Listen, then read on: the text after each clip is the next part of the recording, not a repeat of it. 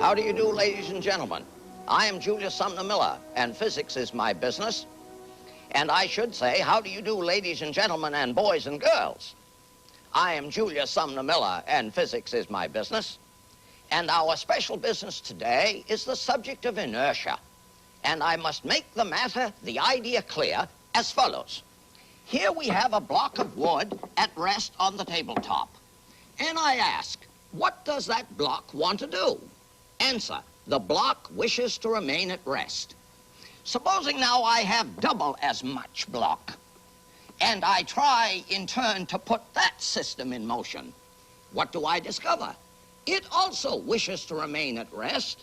Moreover, it wishes to remain at rest twice as much, and therefore we say its inertia is twice as great. And so you discover at once that I have used the term inertia and referred to the idea of mass as synonymous. So mass and inertia are synonymous. And this is all tied up beautifully in Newton's first law, which says what? If a body is at rest, it wishes to remain at rest. And if it is moving uniformly in a straight line, that's what it wants to do. In English, simply, whatever a body is doing, that's what it wants to do. Let's look at Newton's Latin for it. Newton put it in Latin. Axiomata siva legis motus. Axioms, even laws of motion. Corpus omne perseverare in statu suo quiescendi, and so on. And in English, a little more within our competence. Every body continues in its state of rest or of uniform motion in a straight line, unless there are some forces to divert it. Consider now the following. Here you come on April Fool's Day, let us say, on a package, on two packages resting on the ground. Here is one and here is another. And you deliver, you impose a force on the one. I will, instead of with my foot, with my hand, and it experienced such a motion. The force produced a motion in the body of so much inertia. Now I try it with this one. Hardly as much motion. Why? This one is filled with rags, and this one with two bricks, and this one has the greater inertia. So, the measure of the mass of a body is its inertia. Consider now the two aspects of Newton's first law.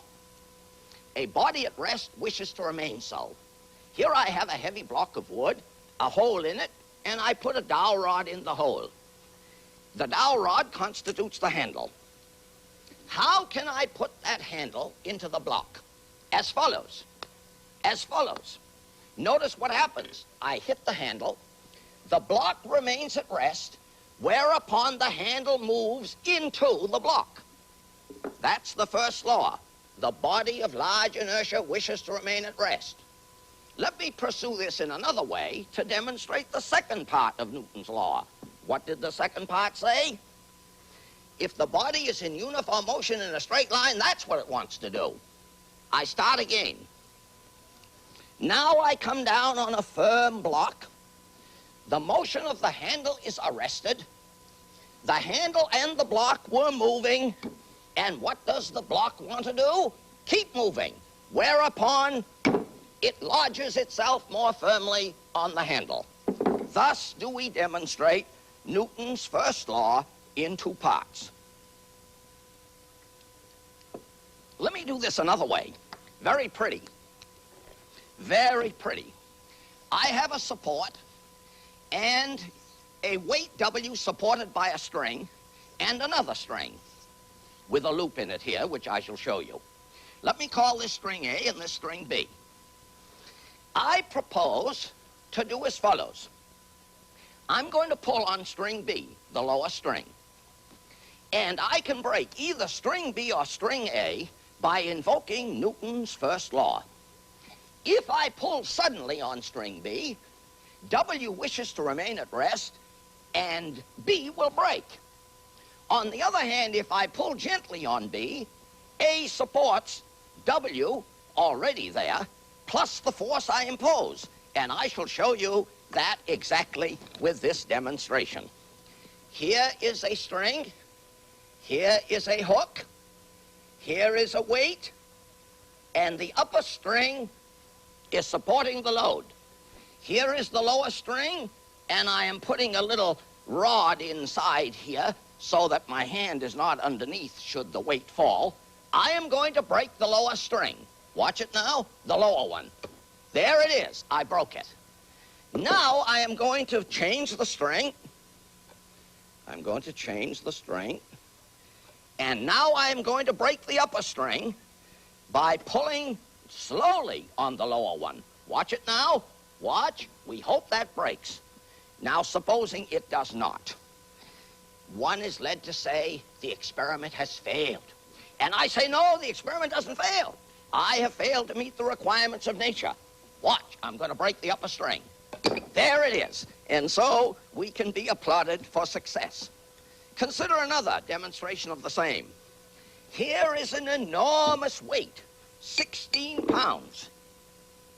Here is a string attached to it. If I pull on that string in a gentle way, I'll do it by hand, in a gentle way, the string can support the load. Now let me try to accelerate it. What does Newton's first law say? Body wants to remain at rest. It has enormous inertia. Watch it. Do you see? The string has broken. I shall have more to say about this when I talk about Newton's second law. The second law. Consider now another dramatic demonstration.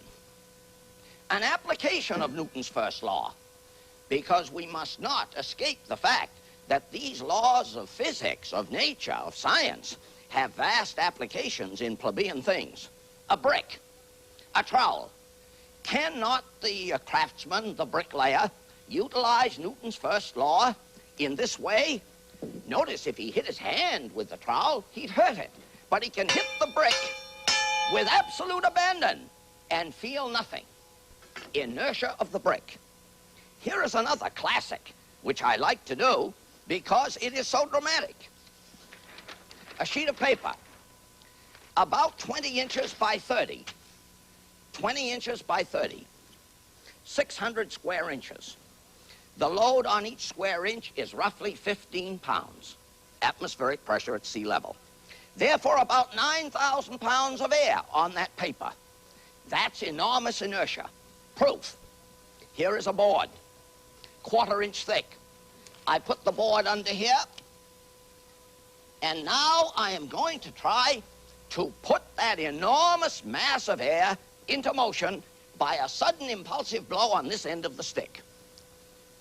The impulsive view that people have is, oh, the whole thing will catapult. No, it will not, because that mass of air is at rest, and Newton said it wishes to remain so. Watch it. It did not move. It did not move. Fantastic.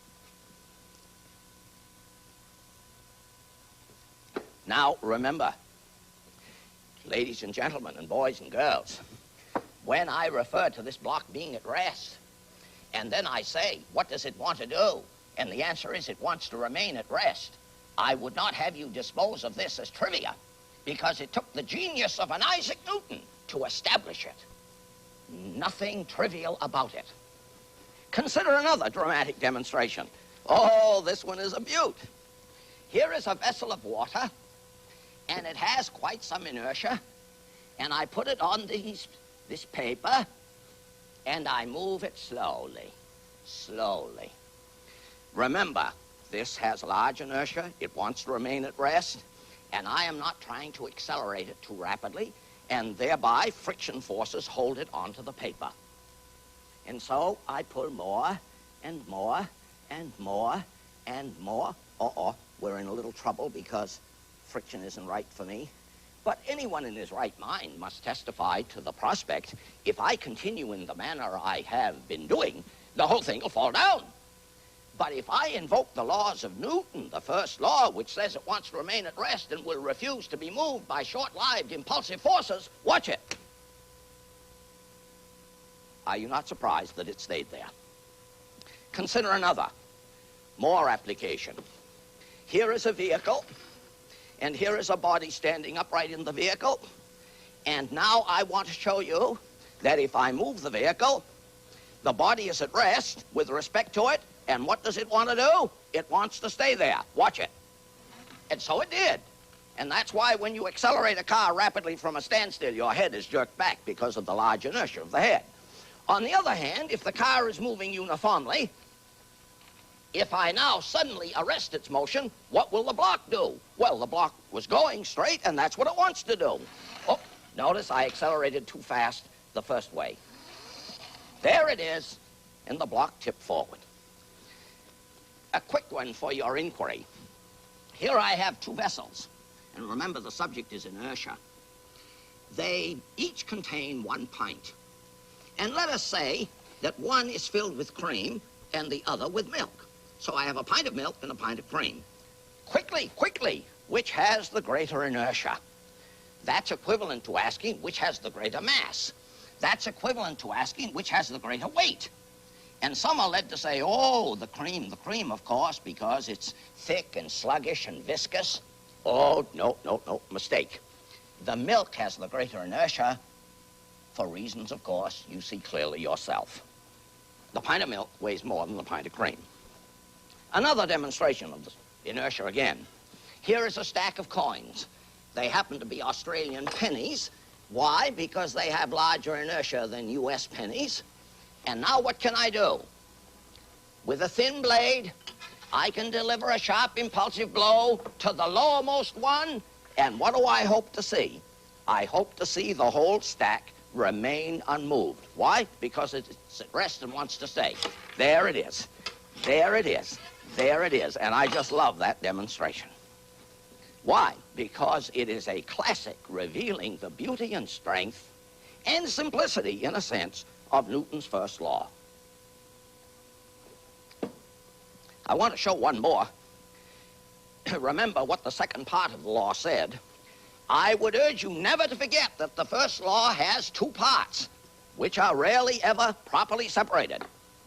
I said a body moving in a straight line wishes to continue so. Here is a ball swinging in a vertical plane, in a vertical circle.